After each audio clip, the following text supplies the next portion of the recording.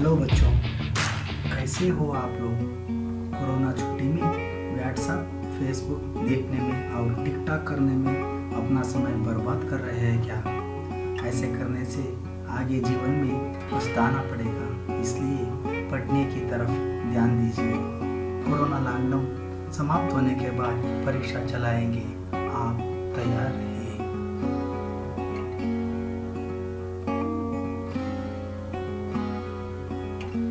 पहले एक बार प्रश्न पत्र के विन्यास के बारे में देखेंगे तो पद्य भाग के लिए कुल 20 अंक रहते हैं। मातृभूमि पद्य से 1 अंक का एक प्रश्न और 3 अंक का एक प्रश्न होगा। अभिनव मनुष्य पद्य से 1 अंक का एक प्रश्न, 3 अंक का एक प्रश्न होगा। तुलसी के दोहे पद्य से 1 अंक का एक प्रश्न और 3 अंक का एक प्रश्न होगा। समय की पहचान कविता से 2 अंक का एक प्रश्न होगा। सूर शाम पद से 2 अंक का एक प्रश्न होगा और कोशिश करने वालों की कभी हार नहीं होती। इस पद्य भाग तो कंठस्थ के लिए है। यहाँ पद्य भाग पूर्ण करने के लिए 4 अंक का एक प्रश्न होगा।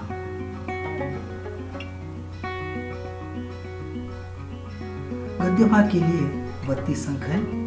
उसमें कश्मीरी सेब पाठ में 1 प्रश्न 3 अंक का होगा और गिल्लू पाठ से 2 अंक का एक प्रश्न, 1 अंक का एक प्रश्न होगा। मेरा बचपन पाठ से 3 अंक का एक प्रश्न होगा। बसंत की सच्चाई पाठ में 3 अंक का एक प्रश्न होगा। इंटरनेट क्रांति पाठ से 3 अंक का एक प्रश्न होगा। ईमानदारों के सम्मेलन में पाठ से 2 अंक का एक प्रश्न होगा। दुनिया में पहला मकान इस पाठ से 2 अंक का एक प्रश्न होगा। रोबोट इस पाठ से 3 अंक का एक प्रश्न होगा और महिला की साहस गाथा पाठ से 3 अंक का एक प्रश्न होगा और कर्नाटक संपदा इस पाठ से 4 अंक का एक प्रश्न होगा।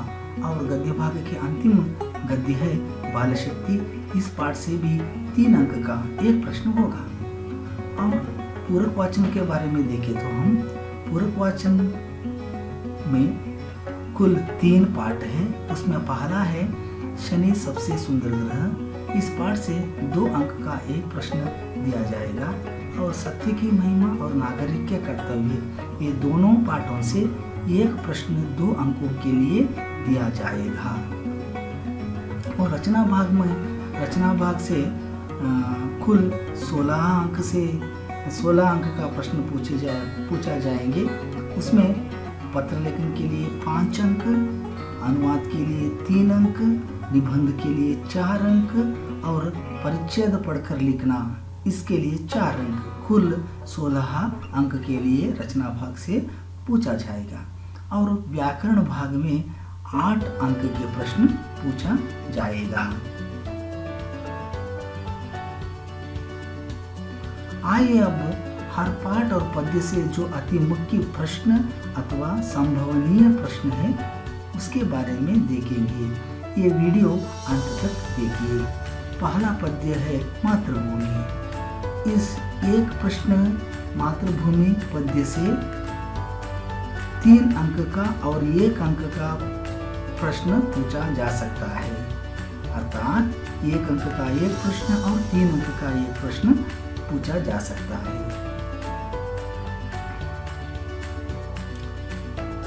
पहले 1 अंक के प्रश्न के बारे में हम देखें तो कवि किसे प्रणाम कर रहे हैं। कवि भारत माता को प्रणाम कर रहे हैं। दूसरा प्रश्न है भारत माँ के हाथों में क्या है। भारत माँ के एक हाथ में न्याय पताका और दूसरे हाथ में ज्ञान का दीप है। तीसरा प्रश्न होगा आज माँ के साथ कौन कौन है। आज माँ के साथ कोटि कोटि भारतवासी है। और चौथा प्रश्न है सभी और क्या गूंज उठा है। इसका उत्तर है सभी और जय हिंद नाज गूंज उठा है। अब मातृभूमि पद्य भाग में 3 अंक के प्रश्नों के बारे में देखेंगे।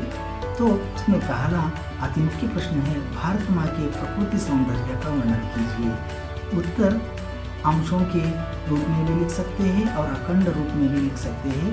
तो हम अंशों के रूप में देखें तो भारत के खेत हरे भरे हैं, फल फूलों से युक्त है, यहाँ के वन उपवन, भारत भूमि के अंदर व्यापक खनिज संपत्ति भरा हुआ है, सुख संपत्ति धन धाम को माँ मुक्त हस्त से बांट रही है, ऐसी अपूर्व है भारत माँ का प्रकृति सौंदर्य।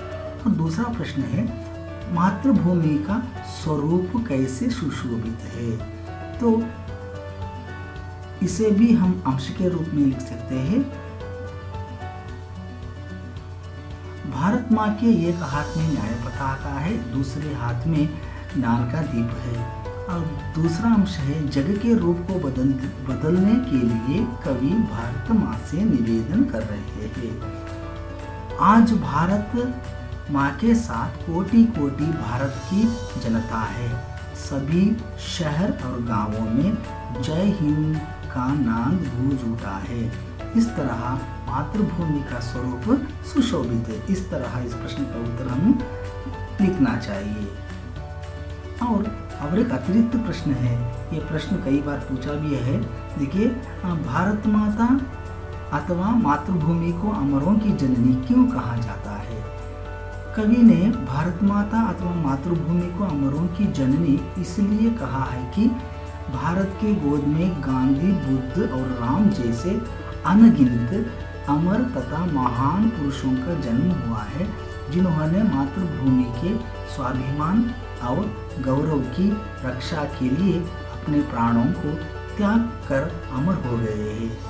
अब तक जो वीडियो आप देखे, इसलिए आपको धन्यवाद अर्पित करते हुए अगले वीडियो के साथ मिलेंगे। धन्यवाद।